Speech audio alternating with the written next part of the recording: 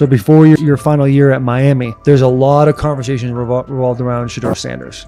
Obviously, I'm assuming you guys have a great relationship. Some of the clips you've seen and stuff like that. What is it like for you to have like this rivalry with Shedeur? I don't have a rivalry with him. That's my boy. So at the end of the day, this whole process, we thought me and him were going to be 1 and 2 the whole time. Whether he's 1, I'm 2. Whether I'm 1, he's 2. And so that's just always been, our mindset. It didn't go that way. I thought he was one of the better quarterbacks in the draft as well, even throughout college. A lot of stuff out there on him ain't really, the truth, just because they spin it different ways. Like they spin stuff about me different ways. But I mean, when he gets his chance, become a starter, I know he's gonna make the most of it. And I'm ready to get back to work with him, after the season, talk some more stuff to him. Cam Ward directly challenged the uneven standards applied to Shedeur Sanders, calling them inconsistent and unfair. By insisting that performance, not politics, guide evaluation, he shifted the discussion from one player to a league-wide problem. Sanders' treatment now serves as a test of how the NFL supports and evaluates emerging quarterbacks. I feel a special relationship, especially me. First getting to know him 5 years ago when I started working with him. But it did surprise me because he's a good quarterback. He doesn't get a lot of credit that he deserves. Especially the plays that he made in Colorado. A lot of quarterbacks in the country are making those plays. So when he gets this opportunity, I'm pretty sure he'll have it soon today. He'll make sure he'll make plays on the field. Cam Ward's public challenge to the treatment of Shedeur Sanders brought the issue into clear view. For months, discussion around Sanders has centered on his profile, major compensation, a prominent Nike deal, and the expectation to stabilize a struggling franchise. Rather than a standard evaluation of a top prospect, he has faced sustained skepticism from analysts, fans, and league voices. Ward's comments underscored that the standards being applied to Sanders diverge from those used with other rookies. By stating it directly, he did more than support another quarterback. He identified a broader problem in how the league responds to young players with significant visibility. The takeaway is direct. Assessments should reflect on-field performance and development, not external narratives. A generational talent. I'm gonna prove him right. I'm gonna prove him right, don't worry. Oh my God. An article came out today. I'm generational. So I guess it's article versus article. I like that you think that, man. But we all know the truth. What? Trav gonna be first? You generational, I'm legendary. That's cool. We can be legendary. Legendary, get their ass. We'll start going in like 5 minutes. Shedeur Sanders entered the league with more than a playbook. He brought a public brand, a family legacy, and expectations unusual for a first-year quarterback. Before his first regular season throw, he was already positioned at the center of attention. Rather than assess him on that reality and his on-field ability, many voices reduced him to marketing, treating visibility as proof of hype instead of performance. Cam Ward pushed back on that framing. His point was simple: judge Sanders by the same criteria applied to other rookies. With Sanders' resume, production, leadership, and composure, most first-year quarterbacks would be discussed as long-term cornerstones. The evaluation should be consistent, focused on development and results, not perception. This is the process with Shedeur, who I know is a buddy of yours, and how do you think both of you guys will end up doing in the league? I think we'll both end up being one of the best quarterbacks in the league. I just think the work that me and him are willing to put in, the relationship we have to constantly compete each and every day, to better our craft, for ourselves. I just think it's gonna end up paying off for us in the long run. Do you guys kid each other about who's going first, and how much does that matter to you? Yeah, we play around, we joke around with it. Really don't mean nothing. The draft pick will never mean anything. At the end of the day, you got to show whether you can prove each and every Sunday. You can't just do it 1 year. Disrespect shows up in two patterns. First, Shedeur Sanders is repeatedly framed through his father, Deion Sanders, as if lineage erases his own work. Discussion drifts to pedigree instead of what the film shows. Second, his visibility is treated with suspicion. His audience reach, partnerships, and ability to lift ratings are labeled hype rather than recognized as value. Instead of acknowledging that he drives demand and expands the stage for his team, critics call it an unfair edge. The result is a skewed evaluation. Star power is held against him while on-field production gets pushed aside. The standard should be consistent. Assess the tape and the development, not the last name or the attention it brings. Well, Ward, where microfact. Cam Ward's remarks went beyond defending Shedeur Sanders. They confronted how the league manages star power. The reality is simple. The NFL markets visibility, but resists it when a player doesn't follow the expected script. Rookies are supposed to be quiet, deferential, and grateful for limited leverage. Sanders arrived with leverage, brand reach, major endorsements, and confidence. And that presence was recast as entitlement. Instead of treating those factors as earned advantages, much of the commentary used them to diminish him. Ward called out that contradiction. The same influence the league sells to audiences is criticized when a young player exercises it. His point is a standards problem, not a personality dispute. Evaluate Sanders on his preparation, leadership, and results. Don't penalize him for having a platform or for using the leverage that the modern NFL itself helps create. Now it sounds like the Cleveland Browns are going to all but imprison Shedeur Sanders in the football sense of a very talented rookie quarterback who obviously needs reps, needs an opportunity, and who now, barring some miraculous luck, will not get the opportunity to play in a single real game. I'm sure many around the NFL are celebrating as we speak. They are chuckling about this. Many in the NFL wanted to teach Shedeur and his daddy. Cleveland became the center of the conversation. With Shedeur Sanders attached to a major Nike partnership, the expectation was straightforward. He should be given real game reps. The Browns instead leaned on Joe Flacco as the default choice, treating stability as the safer path while sidelining a quarterback with clear cultural and commercial pull. Each week Sanders didn't see the field, scrutiny grew. Commentary questioned the value of his contract environment and relevance, and fan debate shifted from development to doubt. That wasn't measured evaluation. It was a delay framed as prudence that eroded confidence in the process. Cam Ward reset the terms of the debate. He pointed to an uneven standard. When veterans or other young players secure significant endorsements, it's considered smart business. When Sanders does it at scale, it's recast as ego or hype.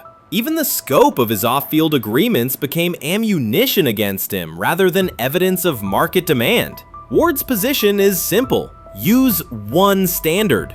Assess Sanders on preparation, decision-making, and progression, not on discomfort with his platform. Treat visibility as an asset, not a disqualifier. The issue isn't attitude or branding, it's the consistency of the evaluation. Ward called it directly.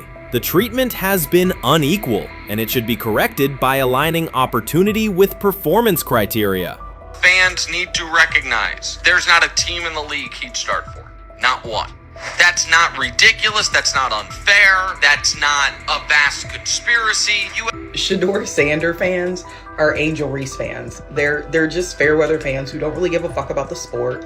Most of them are just Dion fucking groupies that followed him when he went to fucking Colorado, just like Angel Reese's fans had never watched basketball prior to her playing at LSU, and they followed her to the WNBA and don't know shit about the sport.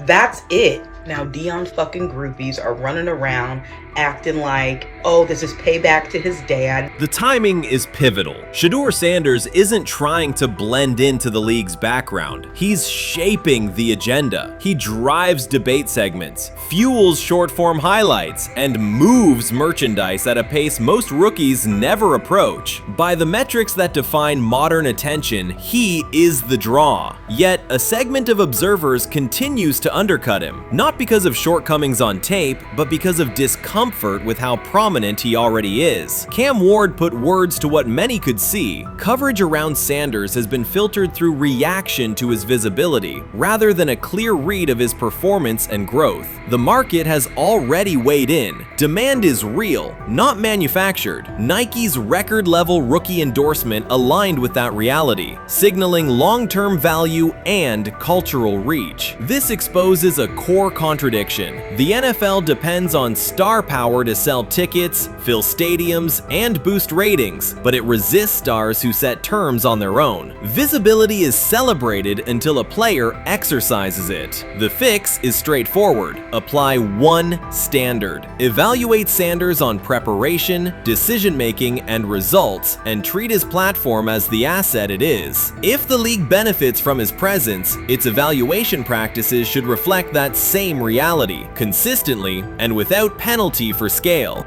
Shedeur Sanders does not depend on league promotion. He established his platform before the NFL and continues to expand it on his own terms. That autonomy challenges the status quo. Cam Ward's support was more than a defense of a teammate. It was a warning that if the league holds to outdated expectations, it risks falling behind the very players who drive audience attention and revenue. Claims that Sanders lacks real popularity ignore measurable facts. A large, active following, consistent merchandise demand, and sustained coverage across major outlets. Doubts about his standing as a quarterback overlook his college production and growth indicators. The pattern is familiar. Efforts to minimize him increase his reach. Each skeptical headline widens the spotlight, and each dismissive take creates more engagement. You cannot reduce a player built for visibility by arguing he should be less visible. The practical outcome is the opposite. Scrutiny becomes signal. Sanders is not merely enduring criticism, he is turning it into momentum, converting attention into leverage on and off the field. They say training camp decides depth charts, but Shedeur Sanders began fighting for his job long before he will step inside the Browns facility. While most first-year players squeezed in one last vacation, he slipped onto a private field in Texas, strapped on Cleveland's helmet and shoulder pads, pulled a fresh number 2 jersey over his chest, and started rifling timing routes as if it were the opening drive of week 1. No cameras, no hype track, no product placement, just sweat, cadence, and ball placement. A rookie does not rehearse in full game gear unless he already envisions himself commanding the huddle. Plenty of observers shrug that clip off. They insist the 5th rounder, quote, isn't ready, cling to depth chart conventions, or whisper that the name across his shoulders did most of the talking on draft day. Maybe it is the Deion connection, maybe it is a preference for prospects who blend quietly into the background, or maybe the league's gatekeepers fear the possibility that the kid is better than the quarterbacks they have spent months promoting. Whatever the motive, the countdown has started, and video rarely lies. Shedeur Sanders is not preparing to arrive. He is preparing to lead.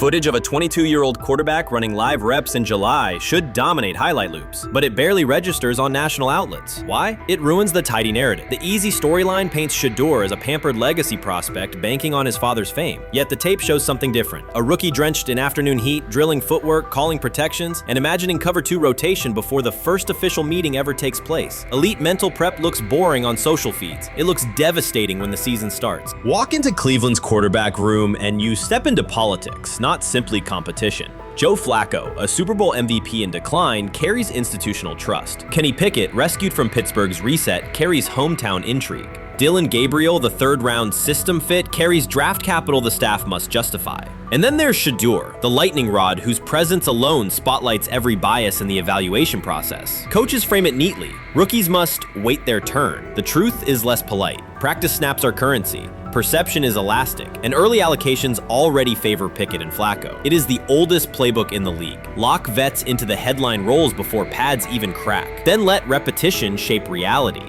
Sanders refuses to cooperate. He is not a 4th-string camp arm. He has engineered game-winning drives under national scrutiny, operated against live blitz looks most prospects never face, and more than any quarterback in the room, documented his own off-season obsession. No social media rollout, no brand consultant, just pads, cleats, and an unlit practice field. If his last name were Smith, pundits would label him the sleeper of camp. Instead, politics trails every throw. Training camp rotations expose organizational intent. Beat writer Fred Greetham already reports that Pickett and Flacco will open with first-team reps when veterans report July 23rd. Gabriel grabs the developmental snaps, leaving Sanders the leftovers. That isn't performance-based, it's narrative-safe. Gabriel doesn't threaten hierarchy, Sanders bends gravity. Watch the details. Does Shedeur steal 11-on-11 snaps with the 2s? Does he run red zone installs or 2-minute drills? If he does, coaches are admitting he is forcing his way in. If he doesn't, they are postponing the inevitable. Either way, the private field reps have sharpened his timing and condensed his release. He is not hoping for an opportunity, he is prepared to seize one the instant it appears.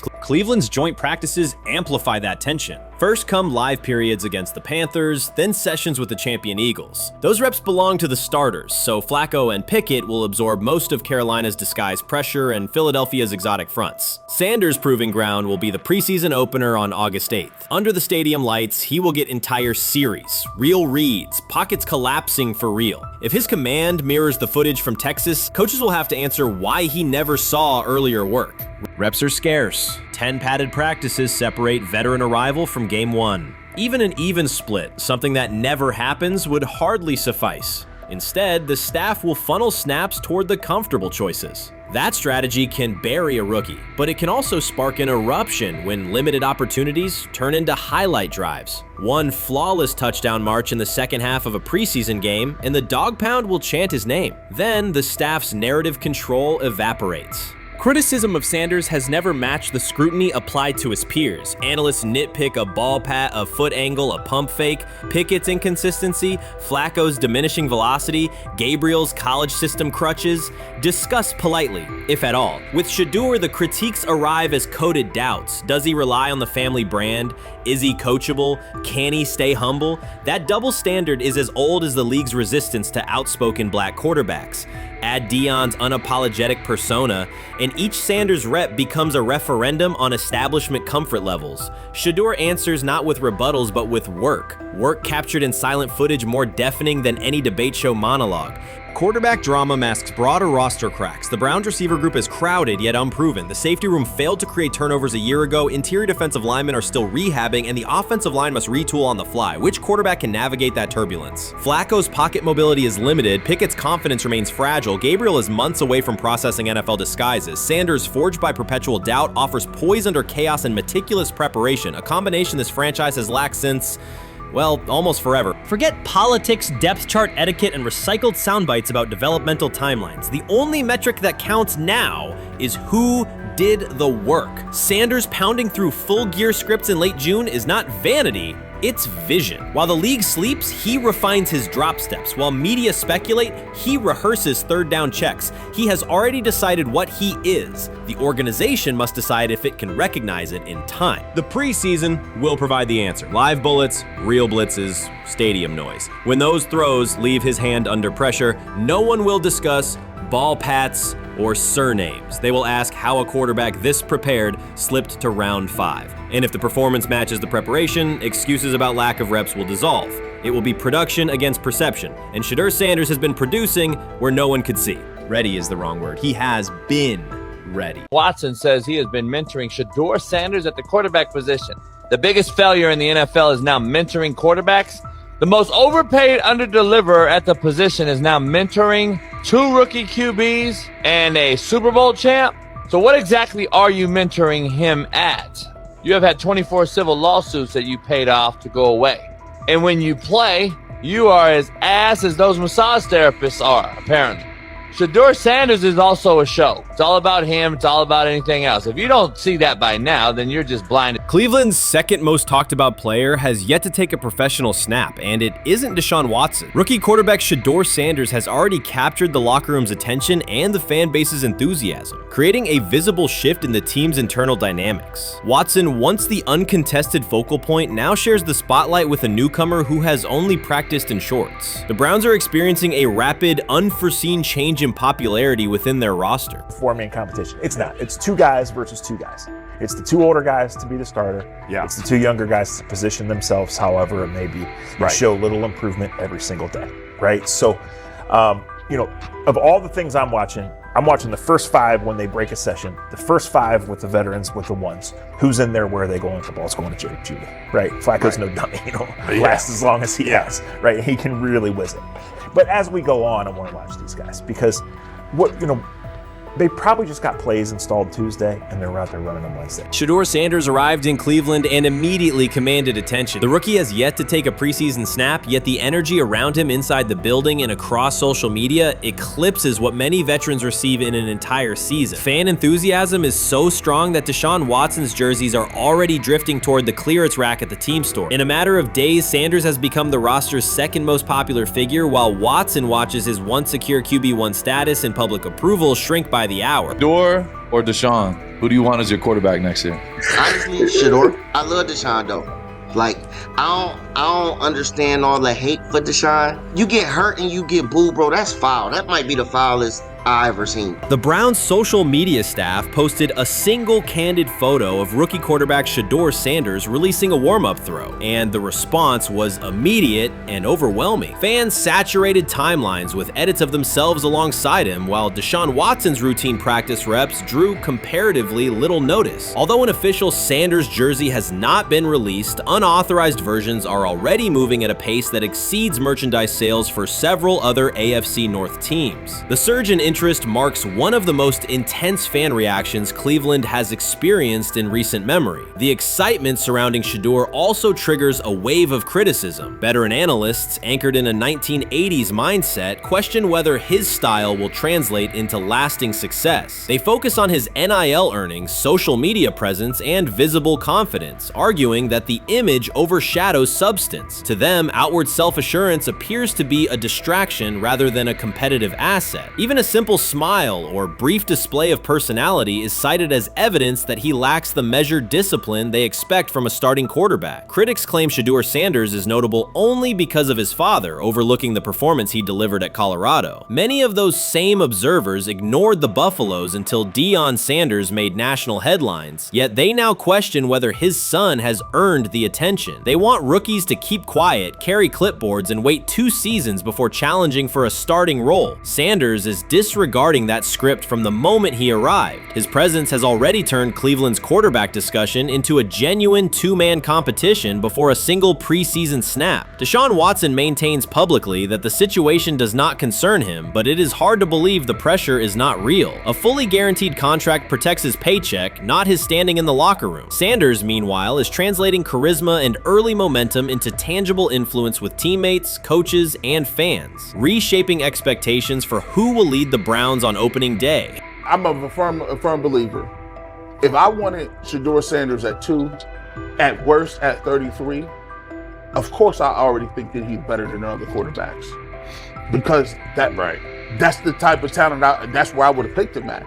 And if he was at 2 or 33, and he still had this same exact skill set, we would be talking about him starting and playing. Right. Well, there'd only be 3 quarterbacks. It'd be here, 3 quarterbacks, not 4. Yeah. But since he moved to the 5th round, that's cool. They might have to go along with it. But to me, I think if you ask who got the best tools, I'm going with Shedeur. Shedeur Sanders has not taken a single professional snap, yet discussion about him has split NFL social media into 2 camps. One side already argues he should start immediately. The other worries about what that means for veteran quarterbacks like Deshaun Watson. Reporters now line the perimeter of Browns camp, scrutinizing every inconsistency in Watson's spiral and every precise throw from Sanders during drills. Each well-placed pass is clipped, posted to TikTok, and captioned as evidence of a future QB1. Cleveland is no stranger to quarterback drama, but this situation is different. Rather than cycling through another unproven starter, the franchise is dealing with a rookie who entered with more polish, public attention, and perceived readiness than most first-year players. Fans chant Sanders' name before he has appeared in a preseason game, while the established starter works to maintain his relevance. The atmosphere is not yet a full controversy, it is a countdown. Traditional analysts insist on the importance of experience and respecting the process, yet Sanders is progressing on the timeline set by the supporters who already view him as the next leader of the offense. You can't fire the owner because he can't fire himself.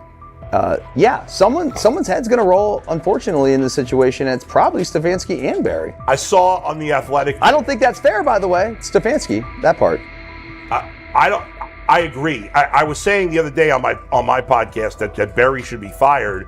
And I said I wouldn't fire Stefanski, but a couple of people made the point of saying, well, if you fire the GM, you got to give him a chance to hire his own coach, which is fair. That's true. Mm-hmm. So I would fire Barry. I would hire a new GM. If that GM thinks Kevin Stefanski's a good coach, wants to stick with him. Right. The situation in Cleveland has escalated with the NFL. Sources indicate GM Andrew Barry is prepared to move on from head coach Kevin Stefanski if he refuses to elevate Shedeur Sanders. The Browns are weighing a major quarterback change. Leadership appears to be aligning behind Sanders and pushing for immediate action. This is a high-stakes decision about control and the team's direction. I think it's unfair for me to comment in I guess, maybe on behalf of the industry. All I can say is this, the time that we spent with Shedeur, and what he's done throughout his college career is impressive. He's an impressive young man. He's a really good quarterback. Sometimes, fit comes into play. And I'd also say this, there are 4 more rounds of the draft. And then maybe lastly, it's less about where you get picked and what you do after you get picked. That's really the most important thing. Getting to know him over the course of the spring, he has a ton of resolve. Andrew Barry appears to be at a breaking point. Pressure from fans and within the organization to play Shedeur Sanders is intensifying. Barry is pushing for a move towards Sanders, while head coach Kevin Stefanski remains cautious about altering the depth chart. The divide is clear. One side wants acceleration, the other a measured rollout. The organization is under heavy scrutiny, and the focus has shifted to when, not if, Sanders sees the field. Has the fourth highest odds of any head coach this season to be fired. He's clearly on the hot seat. It's been a discussion for really a couple years now, dating back to last season's 3-win season. And he's always had kind of hot and cold seasons. And now the sports books are saying he's fourth on the list. Number 1 is Mike McDaniel of the Miami Dolphins, Brian Dable of the Giants at 2, Shane Steichen at 3, and there is Kevin Stefanski plus 650 to be fired. This has moved beyond tension to outright stubbornness. Rather than elevating Shedeur Sanders, the staff has chosen Dillon Gabriel. The current depth chart looks less like a forward plan and more like resistance to change. Fans have been clear about who they expect to see, yet the organization keeps delaying. Every week without a real evaluation of Sanders slows development and blurs accountability. Cleveland is choosing a conservative approach when a decisive decision is needed, sending a message of uncertainty to both the locker room and the city. Now being the third string quarterback for the Cleveland Browns, was that so much was made out of unbelievable.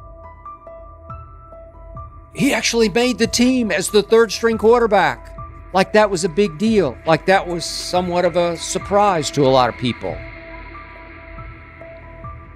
He should have been the first pick in the draft. Kevin Stefanski appears to be doubling down to validate his approach. Despite sustained demand from Browns fans to see Shedeur Sanders reflected in chants, merchandise, and constant discussion, he continues to keep Dillon Gabriel in front on the depth chart. The decision functions as an assertion of control rather than a response to momentum. Even with clear signals from the fan base, Stefanski is staying with Gabriel and delaying a full evaluation of Sanders. It is a deliberate choice to maintain his plan and pacing, not to accelerate change. Cleveland is prioritizing continuity over recalibration, keeping any transition to Sanders on hold. But yeah, I mean, the Browns are in a tough spot.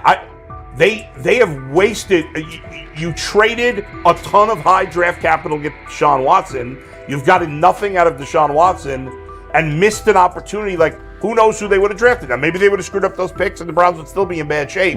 Andrew Barry is likely frustrated watching Dillon Gabriel default to conservative throws while the offense stalls. From a football perspective, this appears to be the hill Kevin Stefanski is choosing to stand on. Keeping Gabriel ahead of Shedeur Sanders has limited the unit's explosiveness and prevented a full evaluation of a higher ceiling option. Drives end quickly, field position flips, and momentum is lost while Sanders remains on the sideline. Fan patience is wearing thin. Each ineffective series intensifies criticism and shifts scrutiny toward the coaching staff's criteria for the depth chart. With every additional snap for Gabriel, the decision reads less like an open competition and more like rigid adherence to a plan that isn't producing results. The optics are clear. A dynamic quarterback sits while a cautious approach keeps the offense in neutral. If this continues, accountability questions will grow inside and outside the building. What performance benchmarks keep Gabriel ahead of Sanders? When will Sanders receive first-team reps in live situations to allow a fair comparison? The front office must decide whether to preserve continuity or pivot toward a timely assessment of Sanders. The longer the current approach stays in place, the more it signals stubbornness rather than adaptation, and the more pressure mounts to realign the plan with on-field output.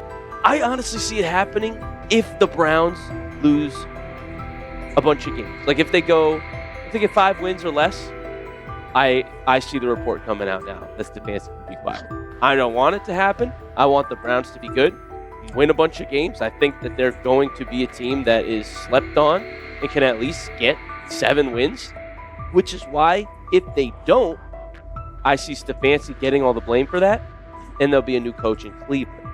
because their players, to me, are there once again. We've talked about the incredible rookie class. The approach in Cleveland lacks consistency. One week, Andrew Berry signals he wants Shedeur Sanders on the field. The next, Dillon Gabriel gets the reps and the plan stays conservative. Through it all, Kevin Stefanski shows limited urgency despite pressure on his job security. Fans are asking for an offense that can push the ball, change field position, and produce points. Instead, the unit leans on short throws and cautious sequencing. Gabriel's play keeps the ceiling low and momentum static, while a full evaluation of Sanders is postponed. The result is growing frustration and a clear disconnect between the front office, coaching staff, and expectations in the stadium. The NFL tried to teach him and his father a lesson. You don't act like that. You don't talk like that before a draft. We'll show you how our game is played. We will watch you plummet all the way. I think he would have gone undrafted except for that owner in Cleveland. And he is the key to everything because he is something of an against the grain maverick owner. He's kind of a wannabe Jerry.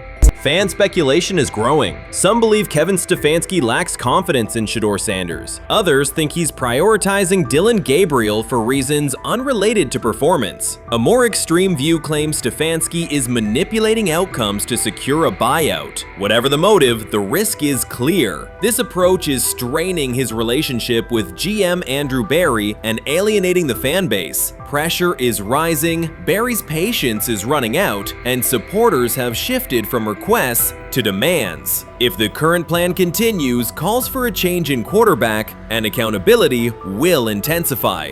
Sometime last week, and then, and I just tweeted that out again this morning, and then today, the Joe Flacco one got posted. So running through this, and then of course we'll still have Dillon will be next, and then Shedeur will come last. As training camp nears, Mary Kay Cabot is providing straightforward analysis of the Cleveland Browns quarterback competition. The starter has not been named, but she has moved away from her earlier skepticism of Shedeur Sanders and now acknowledges his talent and potential. Cabot explained that if Joe Flacco is chosen to start week 1, it will mean he is the most prepared to play immediately. This approach would also give younger quarterbacks such as Kenny Pickett time to adjust, refine their skills, and maximize their potential while Flacco handles the early workload. She added that a Flacco start would not prevent Sanders from earning the position later in the season. The depth chart remains flexible, and Sanders' continued development could put him in line for an opportunity as circumstances evolve. Cabot also noted that Pickett could win the job for week 1, but he must demonstrate he can integrate smoothly with the offense and perform reliably under pressure. The Browns want a leader who can control the huddle, execute plays efficiently, and maintain composure.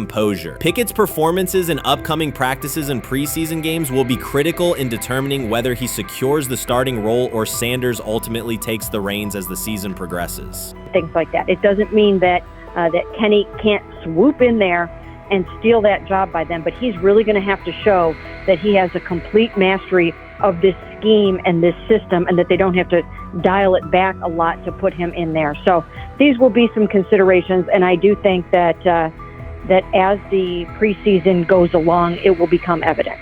Mary Kay Cabot recently stated that Shedeur Sanders is ready, and the Cleveland Browns are monitoring him closely. After a strong showing during organized team activities and minicamp, Sanders has made notable strides in his development. With continued progress, he is expected to return to the field prepared to contribute meaningfully. The Browns coaching staff is tracking his growth, and anticipation about his long-term role is increasing. Cabot added that if Sanders maintains this trajectory and continues to demonstrate poise within the team, he will have a legitimate chance to earn the starting quarterback job. Each practice rep strengthens his case, reinforcing the possibility that his development could benefit both the player and the organization. As Sanders impresses, discussion about his future in Cleveland becomes more compelling. Cabot also emphasized Sanders' advanced understanding of the offense. She noted that his football IQ appears in every drill and that he seems ready to execute the Browns system at full speed. His ability to process defenses quickly and make decisive reads distinguishes him from his peers. With the appropriate opportunity, Cabot believes Sanders could become a genuine difference maker for the Browns. One One area Cabot highlighted is Sanders' command of pre-snap adjustments. His capacity to diagnose defensive fronts and communicate changes gives him an edge and reflects high football intelligence. If he translates those reads into consistent connections with his playmakers, he could elevate the Browns' offense significantly. By comparison, Cabot said quarterback Dillon Gabriel is still refining his grasp of complex terminology and play calling. While Gabriel possesses upside, Sanders' comfort with intricate concepts and his ability to manage tight pockets under pressure give him a clear advantage at this stage. Gabriel must sharpen those elements to compete at Sanders' level. Cabot previously reported that Sanders had already earned first-team practice snaps ahead of Gabriel. Her latest update confirms that Sanders is now approved as the Browns' starting quarterback, solidifying the organization's commitment to him as QB1. Expectations are high, and his response to the challenge will be closely watched throughout training camp and preseason. Cabot further noted that head coach Kevin Stefanski authorized Sanders to take expanded first-team reps beginning next month. This milestone underscores Sanders' readiness and the coaching staff's confidence in his progress. As the regular season approaches, Sanders aims to cement his status as the starter, and the competition for that position is intensified. Though Sanders leads the race, Kenny Pickett remains in contention. Cabot stressed that Pickett must prove he can integrate seamlessly with the offense and perform consistently under pressure. His performance over the next several weeks will determine whether he can challenge Sanders for the starting role. With both quarterbacks vying for the top spot, the Browns' Week 1 starter will be one of the most scrutinized decisions of the upcoming season. For now, Cabot's reporting underscores Sanders' rapid ascent, strong football intellect, and growing command of the offense, qualities that position him well to lead Cleveland's offense when the opportunity arrives. Chris Carter's televised assessment of Shedeur Sanders triggered immediate pushback from Cleveland fans, local media, and even several Browns veterans. Carter dismissed Sanders, a fifth-round pick, as unprepared to start, and framed the growing interest around him as purely a byproduct of surname recognition. Since that segment aired, practice reports have told a very different story. Observers inside the Browns facility describe a rookie quarterback who is closing the gap on Kenny Pickett and Dillon Gabriel with surprising speed. Sanders first turned heads in rookie minicamp by directing the huddle with a calm that belied his inexperience. Position coaches reported that he rarely repeated mental errors during installation periods, a trait they rank highly when grading young quarterbacks. In organized team activities, he showed consistent timing on intermediate routes, kept turnover numbers low in 7-on-7 periods, and demonstrated early command of Kevin Stefanski's protection calls. That steady execution earned him a handful of first-team snaps, reps that would ordinarily have belonged to Pickett by default.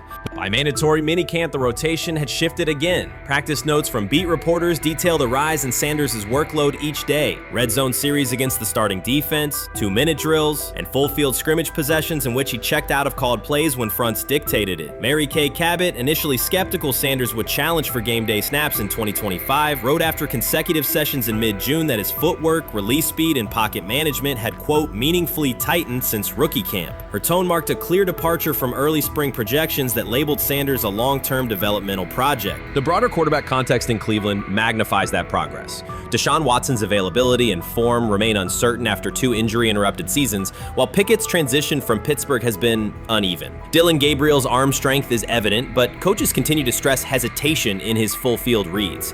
Against that backdrop, Sanders' quick decision-making and mechanical efficiency have begun to look less like a pleasant surprise and more like the roster's most reliable short-term plan. Inside the locker room, acceptance has followed performance. Wide receivers cite Sanders' ball placement on outbreaking routes, noting that the ball routinely arrives on the upfield shoulder, a small but essential detail that allows for yards after the catch. Offensive linemen appreciate his pocket awareness. Joel Bitonio remarked privately that Sanders slides up instead of bailing when edge pressure flashes. Defensive backs say his eye discipline forces them to hold coverage longer than they expected against a rookie. Such cross-positional respect develops only when day-to-day tape shows tangible improvement. The reaction to Carter's critique highlights a recurring double standard applied to young black quarterbacks. Traits celebrated as swagger or confidence in other players were labeled arrogance when associated with Sanders, yet the quarterback himself has not responded publicly. There have been no subtle social media jabs, no mention of critics and interviews, only repeated references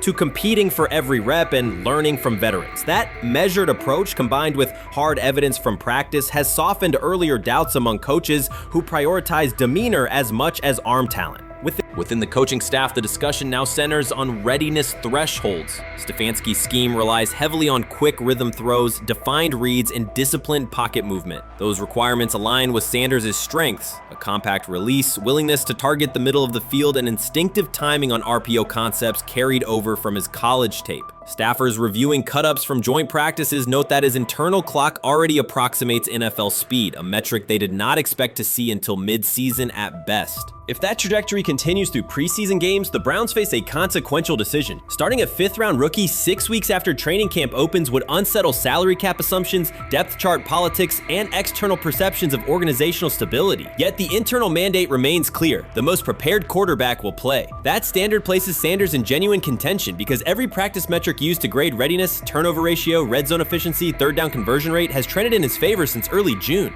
The organizational stakes are considerable. Cleveland has cycled through starting quarterbacks at a startling pace over the past decade, shifting from first-round investments like Baker Mayfield to high-cost gambles such as Watson, each move packaged as the long-awaited solution. A rookie chosen outside the first 100 picks ascending to the top of the depth chart would challenge long-held league assumptions about draft pedigree and opportunity. It would also validate the evaluation philosophy that prioritized Sanders' intangibles: processing speed, leadership presence, over conventional arm strength thresholds that pushed him down the draft board. Carter's televised remarks now sit awkwardly alongside daily updates from Berea. His critique relied on pre-draft labels and the presumption that a late-round passer with a famous father would need a redshirt year. Practice film contradicts that stance. Sanders checks protections at the line, manipulates safeties with shoulder fakes, and has reduced turnover-worthy throws in full-speed sessions to single digits. Statistics normally cited for veteran backups, not rookies. The longer that evidence accumulates, the more Carter's comments appear rooted in legacy bias rather than objective performance review. None of this guarantees Sanders will open the season under center. Preseason defenses test quarterbacks in ways practice cannot. Defensive coordinators will disguise pressure and boundary rotation to force late decisions. Sanders must show he can adjust protections and exploit mismatches without the benefit of a controlled environment. Yet within the Browns facility, the conversation has shifted from if he will be ready to when. Quiet confidence from Amari Cooper and other veterans suggests they believe Sanders can steady an offense searching for consistency more than highlight reel heroics. Sanders' rise also affects long-term roster calculus. If he earns the job and performs competently, Cleveland gains starter-level production on a cost-controlled rookie contract, freeing cap space allocated to other positions. That scenario could reshape roster-building strategy in a division featuring Joe Burrow and Lamar Jackson, quarterbacks whose contracts consume significant percentages of team payroll. A capable, low-cost starter would allow the Browns to reinforce their offensive line and secondary while retaining core veterans, a competitive advantage few teams enjoy. For now, the focal point remains daily improvement. Sanders continues to arrive before sunrise, reviewing the previous day's install with the quarterback coach, then staying after practice to throw on-air routes with receivers low on the depth chart. Coaches track those habits closely because consistent routine underpins performance when adversity strikes in live games. Each incremental gain strengthens the argument that readiness depends on preparation and aptitude, not draft slot. Carter's segment reminded the league how quickly assessments can become outdated when they lean on perception over evidence. Sanders' steady climb up the depth chart underscores the counterpoint. In the NFL, tape is the final arbiter. Should Sanders translate practice efficiency to preseason success, the Browns may discover that the solution to their long-standing quarterback riddle arrived quietly in the 5th round, carrying little more than confidence and a willingness to work. Shedeur is lighting it up in practice every day. You're not even a half bit curious to see what he could do with the ones. That makes no sense. And then on top of all of that, you got players going on podcasts and talking to people in the media saying this guy is really good. Like, this guy is legit. So even your peers respect you enough. How is it that the coaches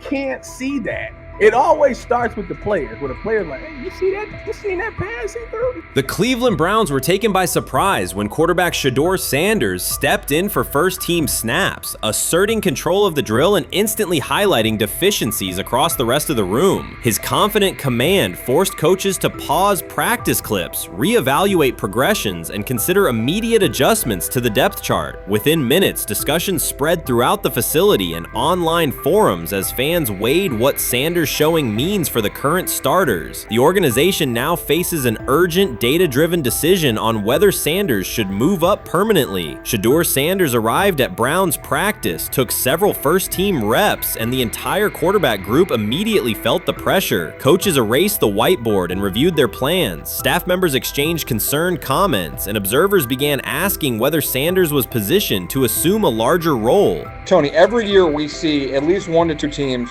they were in last place in their division the year before, no one thought they'd be good, and then they were good. It almost seems like no one's even assuming the Browns can be that, but we see it happen every year. And I get the quarterback stuff, but like, correct me if I'm wrong, Tony, the Browns are trying to run the football, play good defense, not turn the ball over in the passing game, and try and take advantage when they can, correct?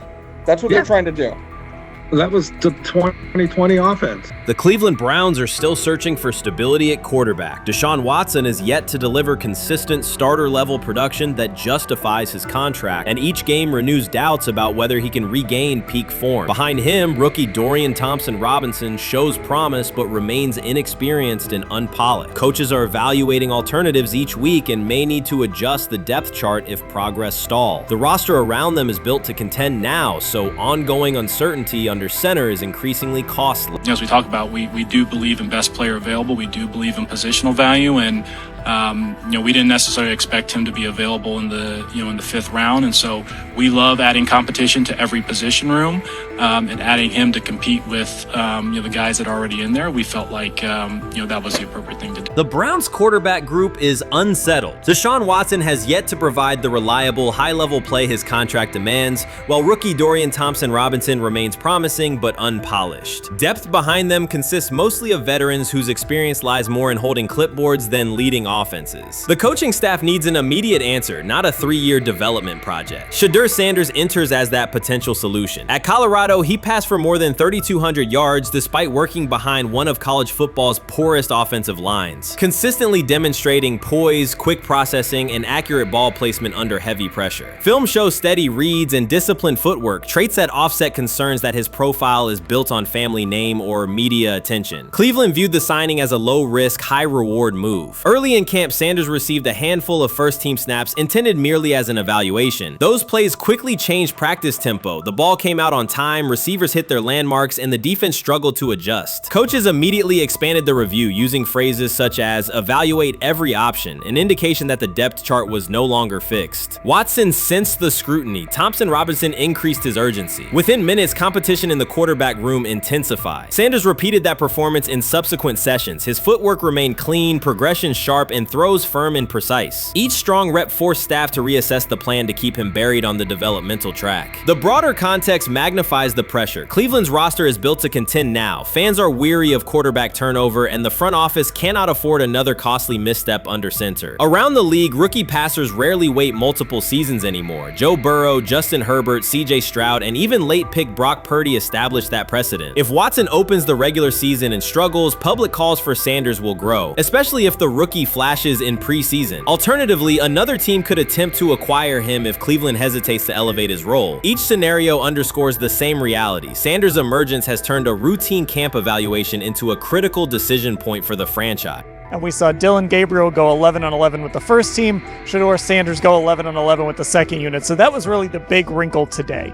Yes, and of course, it was the first time that we have seen Shedeur Sanders get any of those coveted 11-on-11 reps. Of course, again, it wasn't with the first team offense or against the first team defense, but it's progress. And that means that he's going in the right direction, that the arrow is pointing up. He's coming up the learning curve. So that's good for him. And I actually thought just overall, he had a better day than Dylan had today. He completed more passes. He was more on point. In fact, in that 11-on-11 period, he threw a near touchdown. Desperation can push franchises toward aggressive decisions, especially when their quarterback options appear unconvincing or outdated. One scenario now emerging is that Sanders earns enough confidence to take full preseason reps with the starters, forcing Cleveland to revisit a depth chart it believed was settled at the beginning of July. His practices demonstrate that the excitement around him is grounded in measurable performance. Accurate, high-velocity passes against first-team defenses, and confident command of the huddle. Each strong outing also heightens league-wide interest.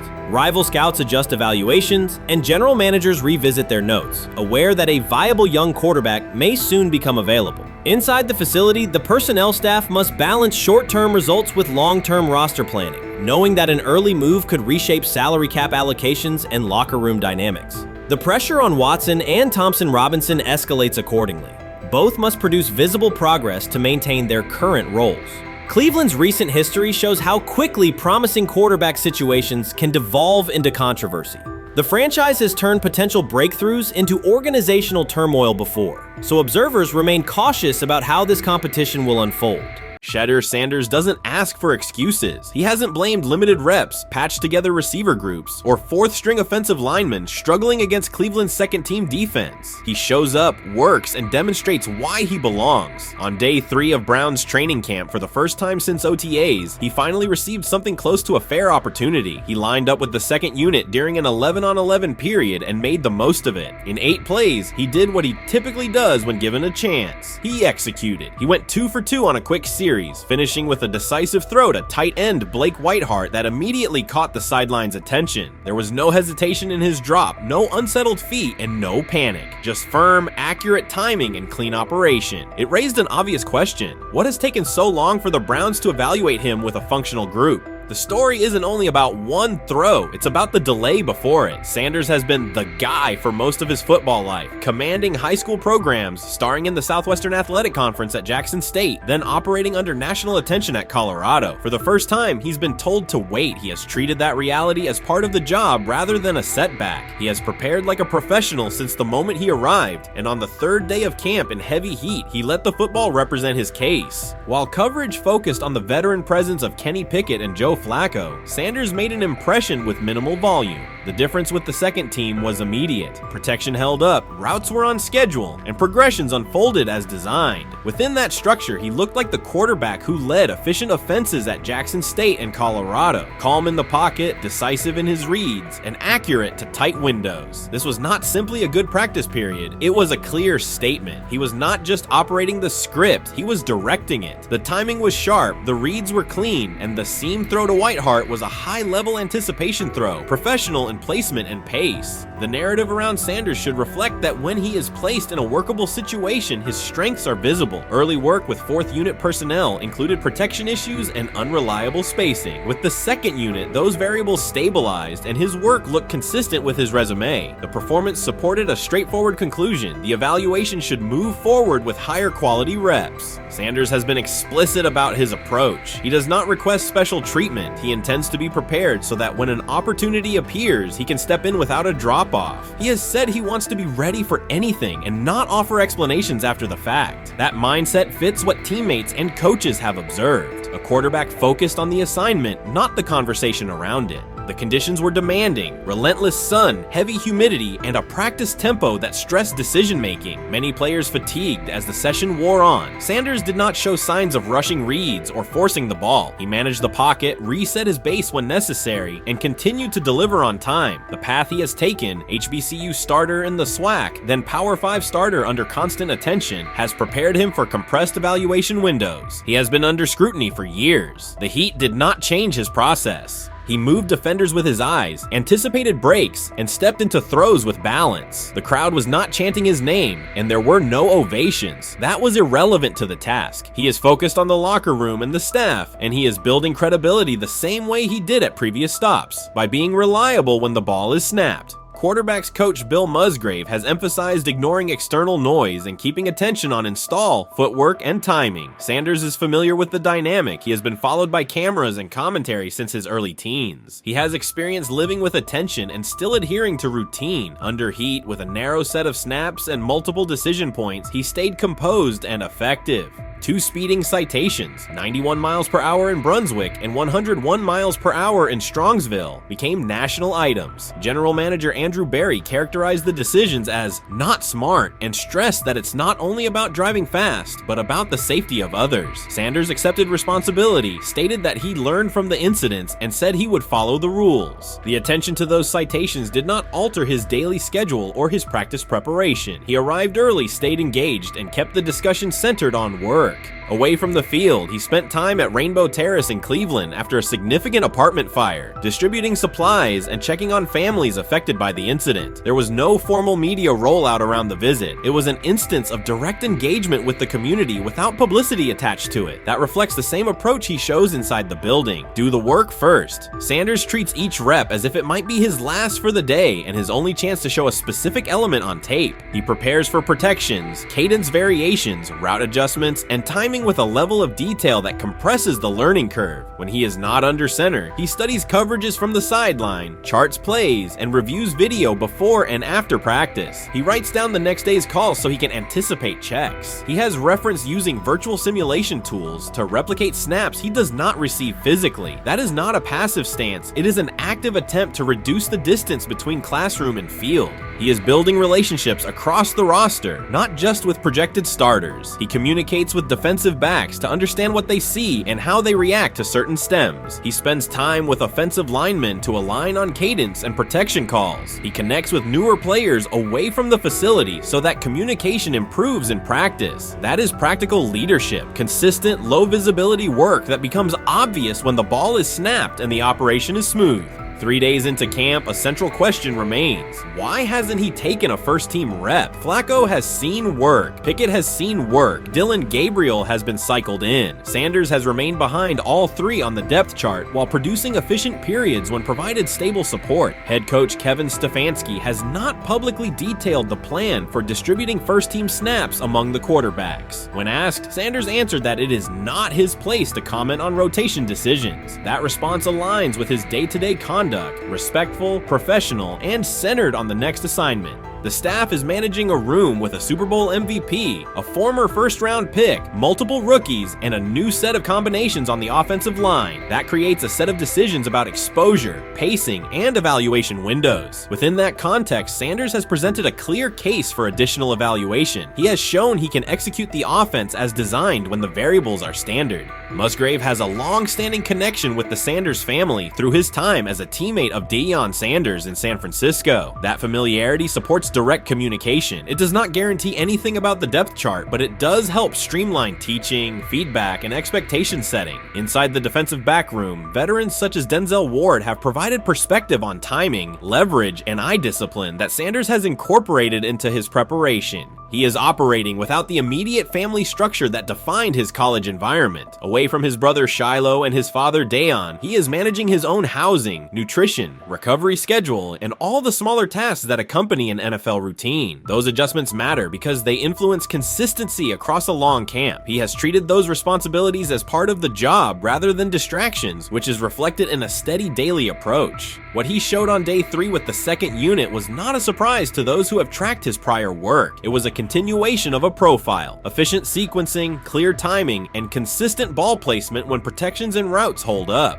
The 8-play period was short, but it was enough to reinforce the point. He doesn't need a large sample to demonstrate baseline operation. He needs a fair sample to test ceiling and adaptability. There is also the matter of perception. Public attention concentrated on the speeding tickets and the general manager's response. Less attention fell on the preparation, the efficient period with the second team, or the community engagement at Rainbow Terrace. That imbalance is common in training camp narratives. Sanders has handled it by keeping his answers simple and his focus on football. He has not tried to redirect the conversation. He has done his work and waited for additional reps. The objective next step is straightforward. Expand the evaluation with higher unit personnel and standard opponents. That does not require a complete reshuffling of the depth chart. It requires allocating a defined sequence of first-team snaps so that timing with starting receivers and protections with starting linemen can be measured on tape. The staff can then compare operation speed, accuracy under pressure, red zone decision-making, and 2-minute mechanics against the other quarterbacks. That is the most direct way to clarify the competition. None of this dismisses the experience or track records of the veterans in the room. It emphasizes that the purpose of camp is to test test assumptions with current performance. Sanders has provided enough evidence with the second unit to justify a broader look. He has shown that the pace of his feet matches the pace of his eyes, that he can hold safeties with his shoulders, and that he can drive intermediate throws without float. He has also shown discipline to take the clean completion rather than force the vertical shot when leverage dictates otherwise. Every day, he has addressed the controllable items, meetings, note-taking, install recall, cadence management, and post-practice review. He has not asked for public guarantees. He has asked for an opportunity to compete on comparable terms. The 8-play sequence with the second unit was a small but clear example of what he can do when those terms exist. The staff's communications have been measured. Stefanski has not laid out a schedule for first-team rotations publicly. Barry addressed the speeding incidents directly and emphasized standards for decision-making off the field. Sanders accepted the criticism, adjusted his behavior, and moved forward. Those are the relevant facts. What remains is a football evaluation that can only be completed by giving him snaps with the top group and measuring the results. If that evaluation occurs and he performs at the level he showed with the second unit, the conversation will shift from potential to placement. If it does not occur, the question will persist through camp. Why not test the full picture? Sanders has built a case based on preparation, poise, and execution. He has demonstrated leadership by building relationships across the roster. He has shown maturity in handling external issues directly and moving on. He has given the staff reasons on the field and in the building to continue the process. 3 days into camp, he has answered everything within his control. He has shown growth, discipline, and consistent operation. He turned early fourth-team disarray into learning, then executed cleanly when moved to the second unit. He kept the discussion on football when outside topics threatened to dominate. He has not tried to win a press conference. He has tried to win every rep. If he continues to stack days like this, the next step is logical. Evaluate him with the starters, document the results, and let the tape determine the depth chart. Until then, he will continue to prepare, continue to compete, and continue to present the same message through his play.